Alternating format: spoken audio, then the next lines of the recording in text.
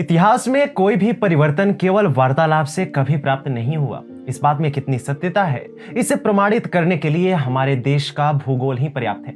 यदि बातचीत से सब कुछ संभव होता और हमें अपनी स्वतंत्रता प्राप्त करने के लिए इतने यत्न नहीं करने पड़ते, बल्कि जो स्वतंत्रता हमें 1947 में मिली वह हमें 1930 के आसपास ही मिल जाती।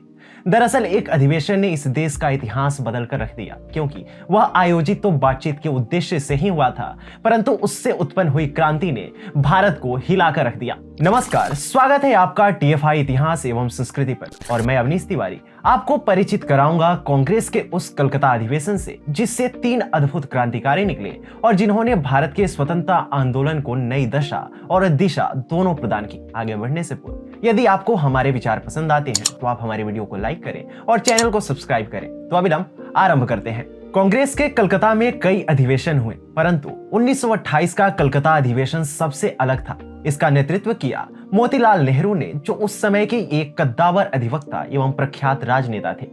मोतीलाल नेहरू का कद कांग्रेस में ऊंचा था। उनके स्वागत के लिए कांग्रेस के कई वॉलेंटियर तैयार थे, परंतु सबकी वेशभूषा में एक अंतर था। कांग्रेस सेवा दल के पारंपरिक खादी परिधान के स्थान पर उन्होंने ब्रिटिश इंडियन आर्मी के खाकी परिधान पहने, और इनके नेता प्रमुख स्वयं एक ब्रिटिश आर्मी जनरल की वेशभूषा में सभी सेवकों के गार्ड ऑफ ऑनर का निरीक्षण कर रहे थे।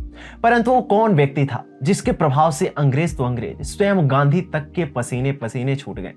इन सेवकों का नेतृत्व करने वाला कोई और नहीं, अपने नेताजी सुभाष चंद्र बोस थे, जो उस समय बंगाल कांग्रेस के सबसे लोकप्रिय युवा नेताओं में से एक थे और जिन्हें गांधीवादी विचारधारा में अधिक विश्वास नहीं था। हालांकि इस अधिवेशन और इस प्रकरण की बहुत चर्चा हुई, चाहे भारत के राजनीतिक केंद्रों में हो या फिर ब्रिटिश एम्पायर के क्लब्स में। कांग्रेस के अघोषित प्रमुख मोहनदास करमचंद गांधी इससे बहुत खिन्न थे, क्योंकि एक कथित तौर पर कांग्रेस को एक हिंसक संगठन के रूप में चित्रित कर रहा था और वे ठहरे अहिंसा के पुजारी, जिन्हें डोमिनियन स्टेटस से अधिक कुछ नहीं चाहिए था। अपने अंग्रेजी आकाओं को प्रसन्न करने के लिए उन्होंने कलकत्ता अधिवेशन के आयोजकों का उपहास उड़ाया और कहा, यह बटरैम मिल्स के सर्कस से अधिक कुछ नहीं है।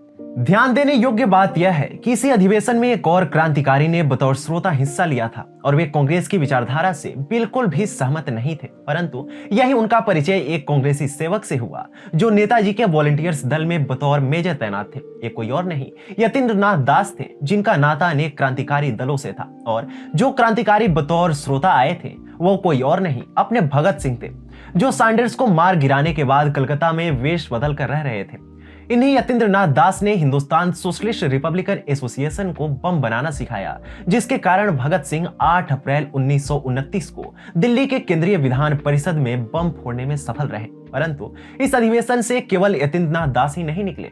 इस अधिवेशन से क्रांतिकारियों का पूरा दल उत्पन्न हुआ, जिन्होंने लगभग 1 दशक तक बंगाल और भारत के अन्य राज्यों में ब्रिटिश साम्राज्यवादियों की नाक में दम कर दिया था।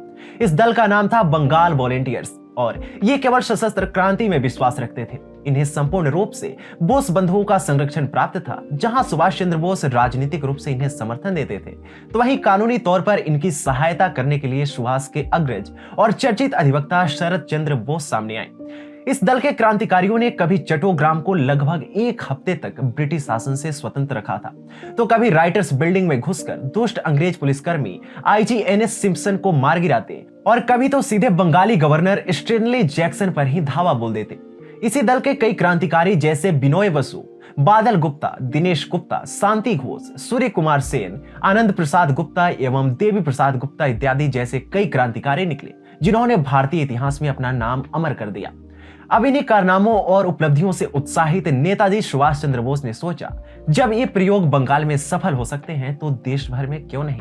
इस प्रकरण में आग में घी का काम त्रिपुरी अधिवेशन ने किया, जहां जनाधार होने के बाद भी सुभाष चंद्र बोस को महात्मा गांधी ने बलपूर्वक त्याग पत्र देने पर विवश किया। यहीं से पड़ी थी आजाद हिंद फौज की नींव, जिसने देशवासियों को ऐसा प्रेरित किया कि जब 1946 में रॉयल इंडियन नेवी और रॉयल इंडियन एयरफोर्स में सैनिक विद्रोह पे उतरे, तो पूरा देश उनके साथ एक हो लिया। यूं समझ लीजिए कि कलकत्ता के उस कांग्रेस अधिवेशन से देश में असली क्रांति की नींव पड़ी, जिसके अधिनायक केवल एक थे, नेताजी सुभाष चंद्र बोस।